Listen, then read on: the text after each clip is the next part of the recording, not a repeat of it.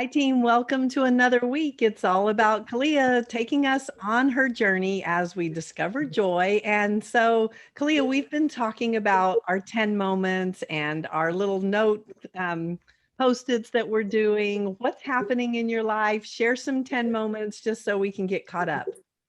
I had an all-star game yesterday where like all the Americans in my league were on one team against the Puerto Rican natives, and that was like a really big 10 moment for me playing. Like there's this girl, Destiny Hooker, who's like a huge name in volleyball, and she's just kind of like this legend. And I got to be on the same team with her, and we all went to this Mexican place after and had this birria pizza. Oh my gosh, and it was so good. So that was a lot of 10 moments yesterday.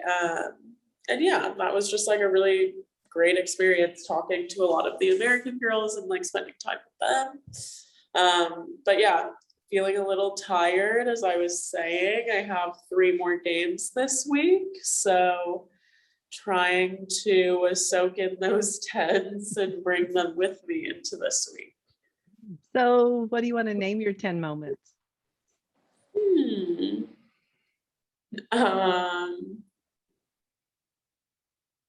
I want to name them.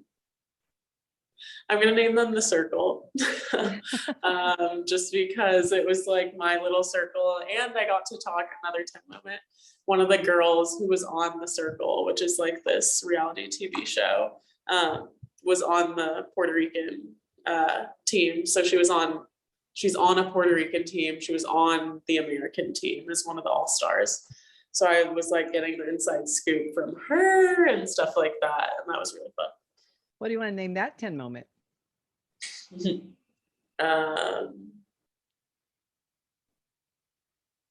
Connection. Connect. Aww. Yeah. Well, let's talk about the All-Star Game, because what fun is that? Let's talk about our 10s before we dive into just kind of getting coached up on Tired to Transformation. So, how fun for you to be able to have some amazing conversations. What words of wisdom did you walk away with? I feel like it was a case of like all information is good information, and I was just really learning a lot of information, talking to girls about contracts and like where they played in, for example, this one conversation I had was with this girl about playing in Korea, and they have to double your contract if you re-sign with the same team, and they're already paying you 6 figures. So it's like so amazing that you can make that amount of volleyball and like talking to someone who's actually doing it. And yeah, I think it was just like a really great networking experience, and just like, I don't even know if networking is the right word, but it was just like really nice to just like share with people and like meet so many new people that I've heard about. And it just like felt like the first time like in a while that I guess I've gotten to do that, just like going out with a group of new girls and like socializing with the girls. Yeah, I don't know. It was like really fun. And yeah, it was after the All-Star game. The game actually like didn't go the best playing wise. I think a lot of people were tired, not that focused on the All-Star game, but the whole experience of it was very fun. So. And so what words of wisdom can you give the college athlete or the athlete that's thinking about going pro? I mean, our desired outcome with our conversations is to give hope. And so we really, thinking about, you're starting to figure this out. This is year 2 for you to be able, second season for you to be a pro volleyball player. What would you, based on what you got to talk to these girls about, what words of wisdom do you want to give the college kid or somebody thinking about going pro? I think from my own experience yesterday, there was people like Destiny Hooker who like she was like the first person that like my dad, who like knew nothing about volleyball, was like, but there's this girl, Destiny Hooker, that I've seen on TV. And it was just like such a surreal experience to be able to like be on the same team with her and like also just be like joking around with her. Like she was really funny and like kind of crazy, like in the best way. And I don't know, I just feel like those, maybe the people I'm talking to don't have moments that like substantial where you can be like, wow, I'm on a team with a legend. But just even the small things about like recognizing your progress and being proud of that, I think is a really important step to like stay passionate and still like wanting to reach for your goals and stuff. And so I guess I'll share that hope and just tell people to appreciate themselves and look at your progress. Love that. And also, just as we think about becoming our best self, so many times, I mean, you've been on this journey for a really long time. I know you've had ups and downs, fabulous moments, not so fabulous moments. And yet, your college career, now your pro career, your high school career, they're just building who you are. So, what are you discovering about you as you continue to be for you on your journey? That it's like I'm not as crazy as I think. I don't know, like everyone's kind of going through hardships and like crazy things. And I don't know, I feel like a lot of the times I like overthink. I overthink all the time, but I overthink in the way that I'm like, am I normal for like thinking like this, or am I normal for like doing the things that I do in the ways that I do them? But I feel like as you grow up and like even talking to these amazing girls, like no one has it figured out. And it's just kind of about learning that and like getting punched and getting back up, you know? So yeah, I guess that's my wisdom on that one. Well, Khalia, I really want to just explore being on the journey because it is a journey. So many times we're focused on the destination and we miss all the magical moments that are happening, whether they're knocking us down and we're getting up and we're realizing we can get up versus just the friends that maybe we take for granted or the relationships, just all of those moments that create our life if we're not being for ourselves and being for the people around us and really focused on like a product or a project or a result, we can miss the love component of everything that's happening. So when you think about your life and you think about all those things you overthink or think about all the time, what are they that we can learn from? The things that I overthink about. Wow, that's a good question. I feel like everything. And it's like been so weird because like, I don't know, I feel like I go kind of through stages in my life where it's like in volleyball, I'm overthinking just like, why did that pass go bad? Or like why did I decide to like move my body that way when I know that's like not what I should be doing? And that kind of frustrates me. But I feel like in life recently, I've kind of been going through this like uncertainty with myself.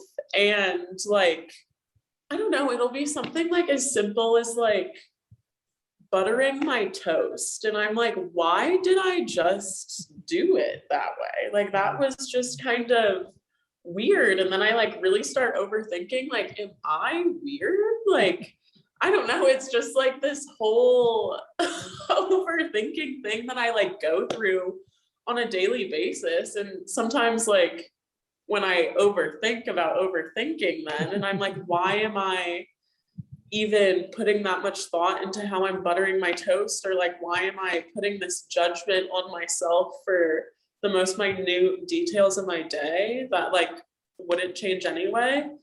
I don't know, it's just like so confusing. And sometimes I can recognize my hypercriticalism, I don't know, hyper criticism, but yeah, I don't know. I guess that's like what I'm kind of sort of dealing with myself, is just being too critical and overthinking that stuff. So some new thinking, you ready to get coached up on that? Yeah, I am. Yeah. So the beautiful part about being competitively great and being a champion for you is that your brain is programmed to be a champion, and it's programmed to be competitively great. It's programmed to analyze everything so that you can change from a good to great. You know, every little detail matters, and what you've trained since you were 8 or 9 or 10 years old on how to make your swing better, how to pay attention. What a gift that you have wired your brain instead of thinking of it as critical or overthinking. What a gift that you've wired your brain to be so intentional about everything you're doing, because that's an awakening of being present that we'd love everybody to be, rather than in the future. Or, I mean, the great part is you're actually present with buttering your toast. And what a gift to be like, what's my stat on how I'm buttering my toast? That's a great skill to have. Yeah. You like really reframed it in such a positive way. Yes, I do agree. Yeah. So what a gift, right? Because your mind is actually looking out and coaching you up 24/7 in terms of what you're thinking about. Because if you were buttering your toast and it was a 6, I would hope that you'd be like, I'm not doing that anymore. Yeah. Yeah. So could it, instead of being critical thinking or overthinking, could it be really training yourself to be who you want to be? Yes. And I think like you just asking like what's my stat on buttering my toast, rather than like, I don't know, I feel like a lot of the times in my language I'll use like judgment words like I Mm, should, or right. things like that. And I think you've talked about this before, just asking myself the question of like what my stat Yeah. is a better way. Well, the reason that that's a winning strategy is because it's actually factual. It's not emotional. It's not like, how do I feel about how I've buttered my toast? It's in the moment, factual. It's exactly the muscle you use in volleyball in terms of, did I get the kill or did I not? Like, your brain isn't trying to figure out if that happened or not.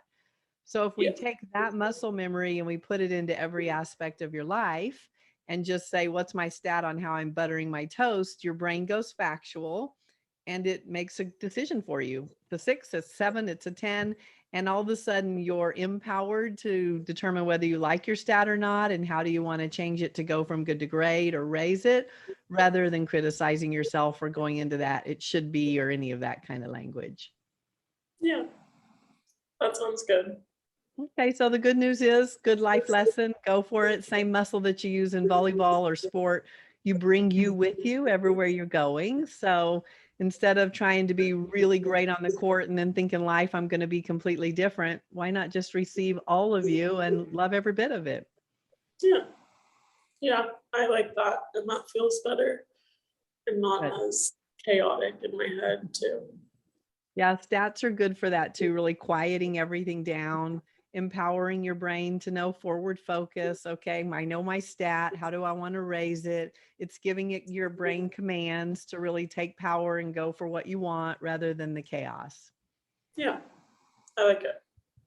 So you talked about being tired. You talked about that you're somewhat in the middle of your season. And so this is where really that ritual and routine starts to, the newness is off. It's not quite as exciting. You know everybody. There's not that energy of like almost like Christmas morning. Like, what's it going to be like today? Oh my gosh, a new walk, a new discovery, new things with my teammates.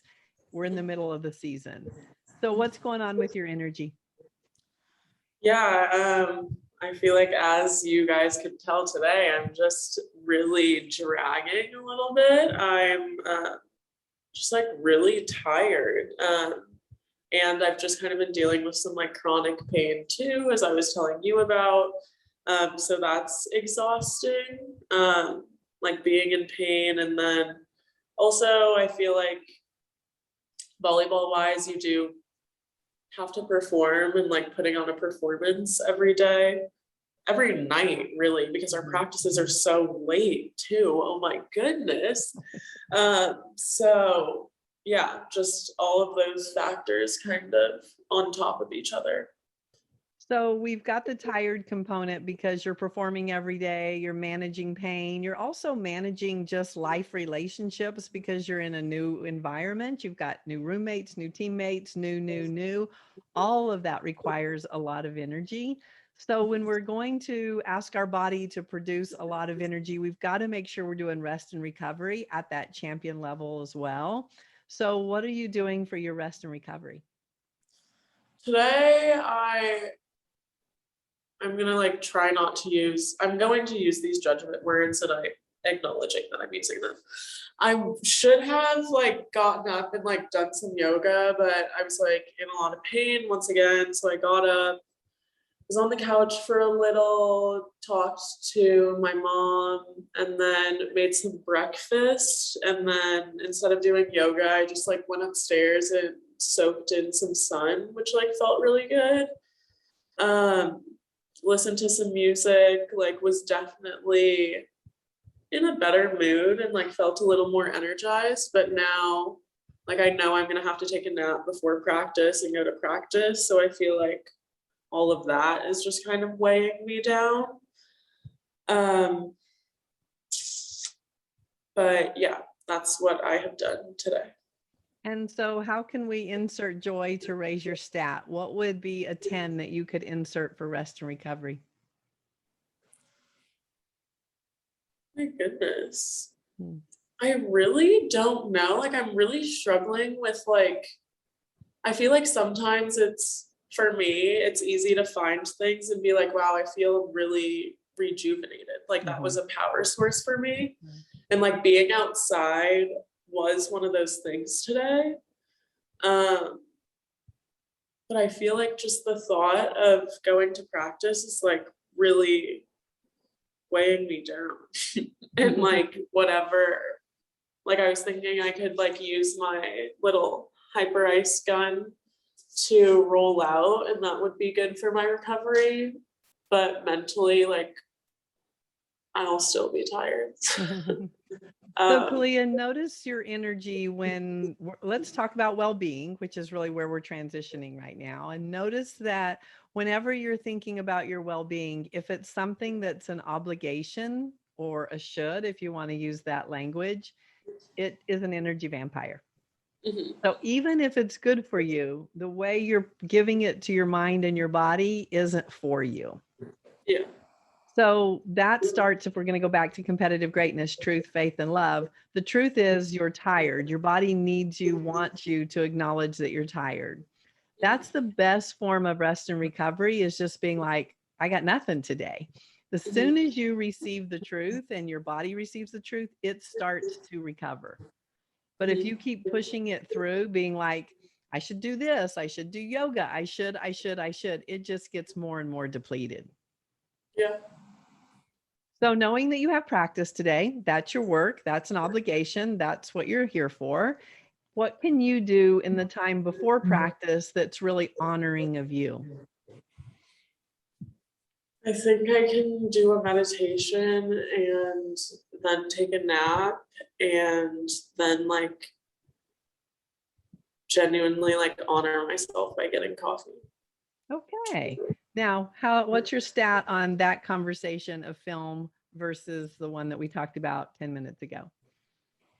Like 12. Like thinking about a coffee like is actually giving me like some pure joy, happiness. So that's what's beautiful about you being empowered to really change your thinking, to change how you feel. Mhm. And notice that we just inserted joy. We just inserted a coffee, right? Maybe Yeah. a great conversation, you and Kenna, just something to where it's for you versus all the heaviness of obligation. Yeah. I do feel better. I also feel kind of silly because I was like, there's nothing that could change my mood, but I was like, a coffee could do the trick. Yeah. I also like maybe seeing the stray cats outside before practice. Yeah. They're just like my friends. I named them now. Notice how simple joy is and how complicated the shoulds are. Mhm. And we leave out all the joy because it's like, oh, I can't do that. Seeing your little stray kitties, going for coffee, you have total control over that. Yeah. Yeah, I do feel better and more autonomous over my whole situation. I do think, like, especially with playing volleyball as a, I guess, really all career choices, I just like feel like I have no choice. Like, I have to go to practice. And then I'm like, do I really have a choice over anything? And it's just like the snowball effect. So it feels better to like know that I can get coffee and kind of change my mood. So when we don't feel like when we feel like we don't have a choice, we lose hope. Mhm. And hope is a huge power source. Mhm. So the winning strategy I want to give you is to divide your day into personal, professional, and philanthropic. So personal is all morning, right? When you wake up and when you're resting and recovering, whatever you're doing during the day before practice at night. Nighttime practice and games is going to be your profession. Mhm. And philanthropic is when you're giving hope. So for instance, our hour that we have once a week, and giving hope is a smile, taking a call, giving joy. So you have time to do personal and philanthropic in your morning, and really divide that as something you have total control over. Yeah. And make it your tens, make it the things that you choose. And as you said earlier, we all do have professions. So how we hold it, I have to do this or I should do this. It's an energy vampire, it just zaps us. Mhm. But to be able to divide the day in 3 dimensions, personally and philanthropically, I have total control. I get to choose every component of what I do. It's a big chunk of the day.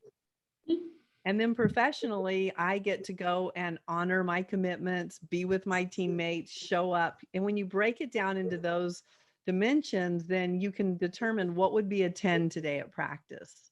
How could I be a 10? And think about what matters to you, my relationships, being a good teammate. Now you're giving all your power back. Yeah. I'm like really trying to think about how I could be a 10 today at practice. I've just been like really struggling with um I've been like having this conversation with so many people this week, and I don't, nothing like seems genuine for me yet, but really like the conversation about like when someone is struggling in volleyball and like, or whatever sport life, I don't know. And they're like not executing well. Like if I'm not passing well, every ball I pass is just bad. It's just one of those days. Like it doesn't feel good or genuine to me to just like smile through that and laugh through the pain. And I still want to support, I'm like always support my teammates and I'm like cheering for them, but like I'm not going to have the same attitude that I have when I'm scoring 45 points a game. And I'm really struggling to like determine if that's like selfish of me. Also, like our teammates like had a conversation about this. So like it's something that is very prevalent and I do want to get it figured out. But I also like have a problem with people being like, you don't seem passionate out there.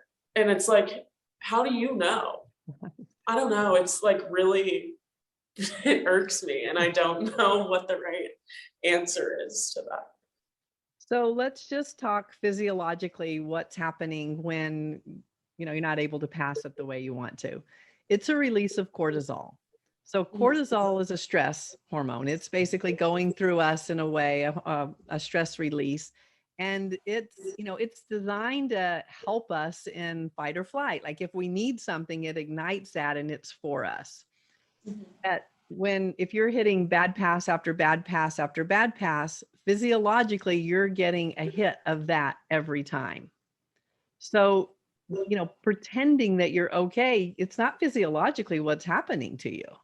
Yeah. So, yeah. So, I mean, what you're struggling with when you say it hasn't felt authentic, it's the truth. The truth is that physiologically, you're getting a cortisol rush every time you have something negative happen. So, you can't pretend that you're fine with that. Mhm. Thank you. I would just say, like go ahead, honor the truth and be like, no, I mean, I've got the, cortisol going through me and it's not for me. This isn't working. Mhm. So I just want to give you that small bit of science so that you're not thinking, well, I can't just start pretending like I'm okay. That's beautiful that you're honoring yourself that authentically. Yeah.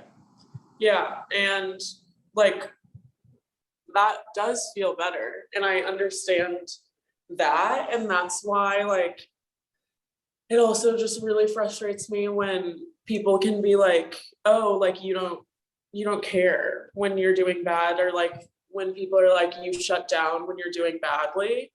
I'm like, one, what else am I supposed to do? Also, like when I'm doing really well and I'm scoring 100 points a game or whatever it is, like it's not like I'm like, okay, my passion's turned on today. Like I don't even feel like that when I'm doing well. So it's like so frustrating when people, even like fans too, or like that player is playing with no passion.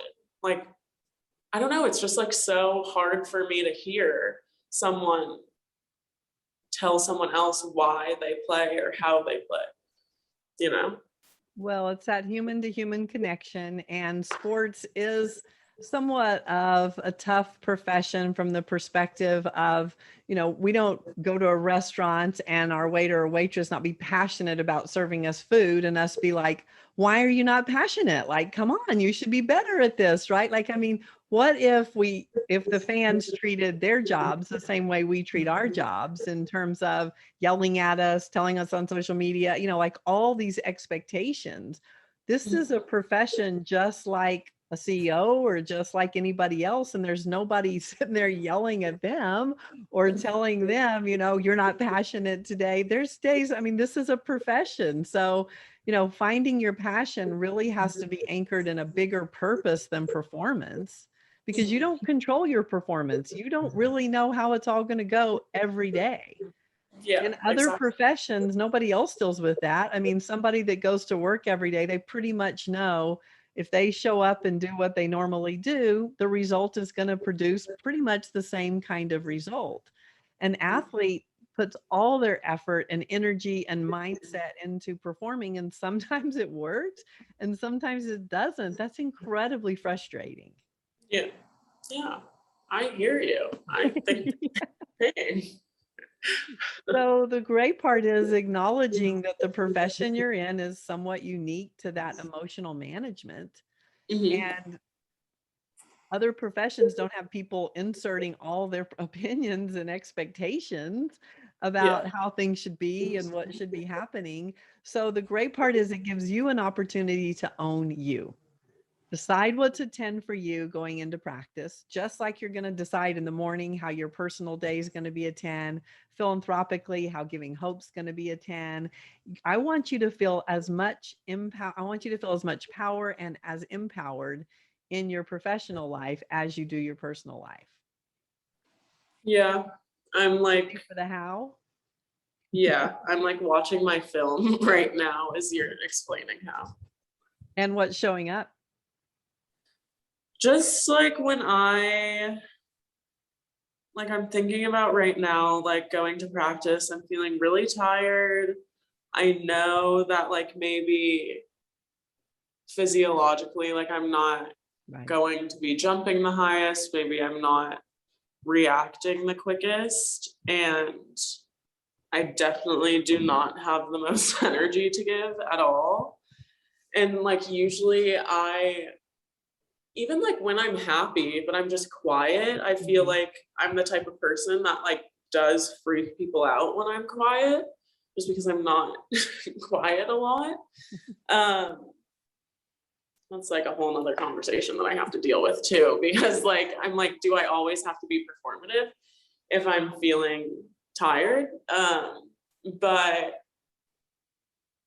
watching my film, I know I like may be quiet and not have the most energy, and that feels like authentic to me, but I do want to be there for my teammates too. So And it's Khalia, just, what's the purpose of practice tonight? Like to get better. Perfect. So the question I want you to ask when you're setting yourself up for success professionally is, what's the purpose of this practice? What's the purpose of this meeting? What's the purpose? That's the question. What's the purpose? And you said it's to get better. So I want you to be able to determine, am I getting better today? And that's the only thing you're showing up to do, is to meet that desired outcome and that purpose of getting better. Yeah. So if we break it down into small pieces of anchored in purpose, how would you want to get better today based on how you're feeling, your truth? You're managing an injury, you're tired, you're in the middle of season, there's not a lot of excitement, right? So it's a come down from the AllStar Game. There's just a lot happening emotionally. So yeah, that's the truth, right? I mean, look how good it feels to just be like, this is the truth of what's happening. So what can you do today at practice to get better? I think passing wise, my gosh, I just like remembered my passing. It's been so bad lately. Oh goodness. Passing wise, I just need to like work on my angles and creating space, hitting slow to fast, defense being stopped. Maybe it's a good chance to like really work on just blocking over, because I'm not jumping the highest. So just like getting over the net. Yeah. And what if we put a period after that and that was it? That's all you're doing at practice today, is that forward focus. Yeah, it feels like manageable. I'm like already freaking out about my passing. Like I feel like crying right now thinking about my passing. Go ahead, take us through it. Just be honest and let your body be heard and just respected.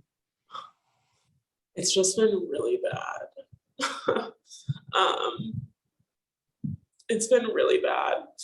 And I'm frustrated because like after every practice, I like ask my coach if he can serve to me and I pass. My passing was going really well. And then I always go in after practice to get extra reps. Like I'm like last one to leave the gym, you know, like I feel like I'm really, like I talked about honoring the game, and like my passing just kind of has broken down the past week, and it's just so frustrating because I feel like I've really been putting in the work and it doesn't show. And I'm like, Khalia, what's the performance barrier with your pass not producing the result that you want? like it hurts my team. Like Val, the setter, has to run more. So what's the performance barrier? What barrier is getting in the way of you being the passer that you want? I don't even know. Like there's times I'm where going to like challenge you on that. So let's start over. Watch your film, because you have plenty of film of bad passing. So watch your film. And what's the barrier that's getting in the way of you passing the way you want to pass? like I'm tense. I don't know. I don't know what happens. Like I'm looking at my film from last game, and there was like a ball that I was like perfectly lined up, and it just like ding. What the heck, man? Oh my gosh. And how many balls were you perfectly lined up for and they went to the setter?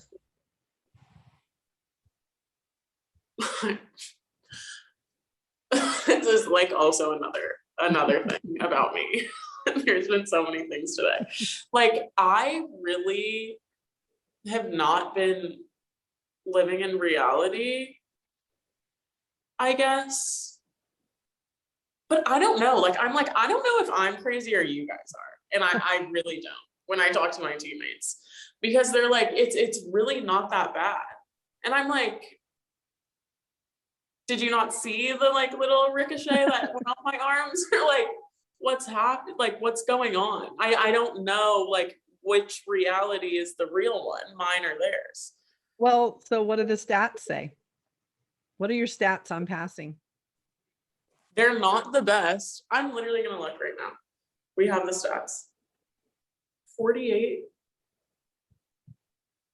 So on a scale of 1 to 10, how are your stats for passing based on your definition of success for passing?